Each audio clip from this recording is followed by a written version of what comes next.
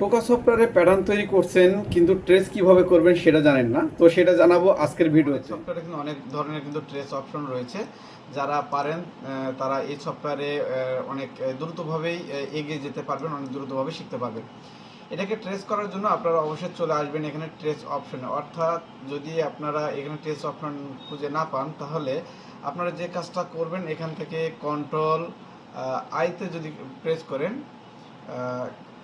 Control আইতে press করলে কিন্তু আপনাদের যে ট্রেস অপশনটা সেটা কিন্তু চলে আসবে। আবারও বলি, কন্ট্রোল আই, তাহলে কিন্তু দেখবেন সেটা কিন্তু চলে আসবে।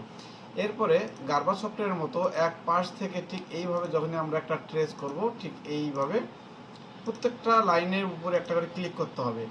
ক্লিক করা শেষ হয়ে গেলে অটোভাবে আপনাকে ঠিক এইরকম একটা ইন্টারফেস দেখাবে যে আপনারা এখন কি ওকে করতে চাচ্ছেন কি না। তো আমি এখান থেকে ইয়েসে প্রেস করে দিলাম, রাইট বাটনে ক্লিক করে আবার সিলেক্ট টুলসে দিলাম, দিয়ে এটাকে জুম আউট করে এখান থেকে এই পার্টটাকে বের করে নিলাম।